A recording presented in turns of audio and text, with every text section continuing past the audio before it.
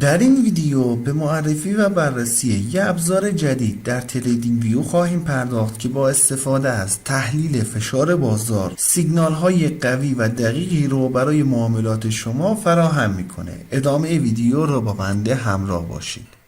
دوستان عزیز سلام، من علیرضا هستم و به کانال خودتون، کانال گلدن تریدینگ سیستم خیلی خوش اومدین. خیلی خوشحالم که با یه ویدیو دیگه میتونم در خدمتتون باشم. اندیکاتوری که در تصویر مشاهده میکنید یه ابزار پیشرفته معاملاتی هست که برای سنجش و نمایش فشار خرید و فروش در بازار طراحی شده. این اندیکاتور با ترکیب تجزیه و تحلیل نوسانات قیمت و تکنیک های هموارسازی دینامیک به معامله گران کمک میکنه تا قدرت روندهای صعودی و نزولی رو با دقت بیشتری ارزیابی کنند. اصلی ترین جزء اندیکاتور این هیستوگرام ها هستند که به رنگ های قرمز و آبی نمایش داده میشن. هیستوگرام ها به رنگ آبی باشن نشون دهنده اینه که فشار خرید بالاتر از فشار فروش هست و در این شرایط شاهد روند و مومنتوم صعودی هستیم. هیستوگرام ها به رنگ قرمز نمایش داده بشن نشون دهنده اینه که فشار فروش بالاتر از فشار خرید در مارکت هست و در این شرایط شاهد روند و مومنتوم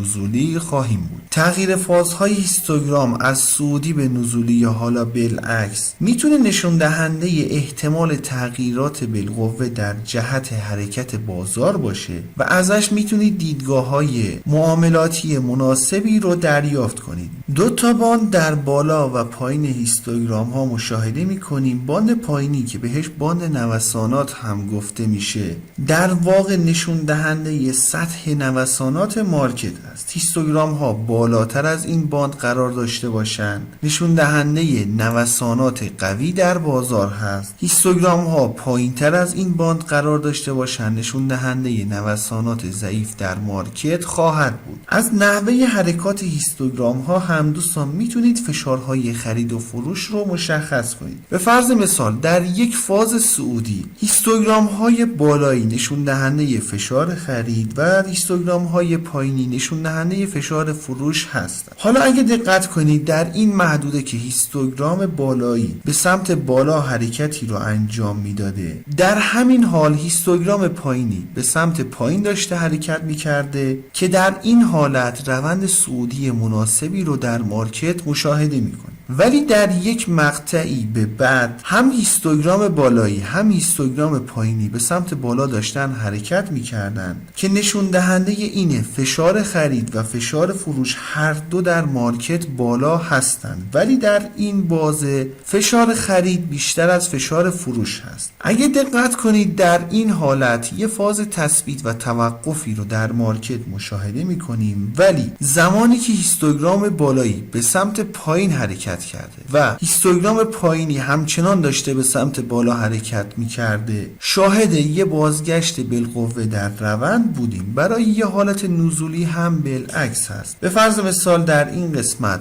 فشار فروش داشته کم میشده ولی فشار خرید در این مقطع داشته زیاد میشده. تو این حالت قیمت یه توقفی رو تجربه و بعدش شاهد یه اصلاح در قیمت هستیم. بنابراین با نحوه حرکت هیستوگرام ها هم میتونید فشارهای خرید و فروش در مارکت رو ارزیابی کنید. یه باند هم در بالا مشاهده میکنیم که در واقع نشون دهنده نوسانات زیاد در مارکت هست و هنگامی که هیستوگرام ها بهش میرسن نشون دهنده اینه که خرید یا فروش های زیادی در بازار انجام شده و به زودی ممکنه شاهد تغییرات بالقوه‌ای در روند باشیم. این تغییرات میتونه باعث توقف یا اصلاح قیمت یا در نهایت بازگشت روند هم بشه. حالا هنگامی که هیستوگرام ها از بالای باند به پایین باند میرسن، اندیکاتور یه سری فلش های نارنجی رنگی رو بر روی چارت قرار میده که در واقع ازش به عنوان سیگنال های خروج از معاملات نام برده شده. ولی اگه در محل مناسبی این سیگنال ها رو مشاهده کردیم میتونید ازش به عنوان سیگنال های خرید و فروش استفاده کنید. ولی به این نکته هم توجه داشته باشین که قابلیت های اندیکاتور زمانی بهترین کاربرد رو خواهند داشت که با سایر ابزار ابزارهای تحلیلی تکنیکی ترکیب بشه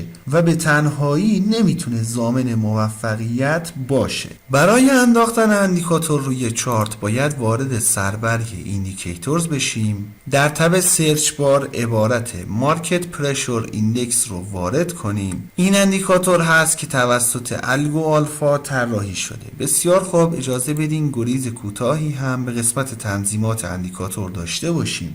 گزینه اول در واقع همون پریود اندیکاتور هست که میتونید در دوره‌های زمانی کمتر یا بیشتر با توجه به نیازتون تنظیم کنید. گزینه بعدی خیلی ساده بخوام مطرحش کنم، پریود این باند نوسان بالایی هست. هرقدر عدد بالاتری قرار بدین، روند این باند رو در بلند مدت بررسی کرده، عدد پایینتر هم حساسیت باند رو نسبت به نوسانات قیمتی بالاتر خواهد برد. گزینه بعدی هم برای تنظیم فاصله باند بالایی و پایینی است. هرقدر عدد بالاتری قرار بدین، این باند با فاصله بیشتری از باند پایینی قرار داده میشه. عدد پایینتر هم باعث نزدیکی این باندها به همدیگه خواهند شد. این گزینه دوستان در شناسایی محلهای بازگشت یا همون سیگنالهای زرد رنگ بسیار مؤثر هست و با توجه به نوساناتی که نماد مورد نظرتون داره بایستی تنظیم بشه.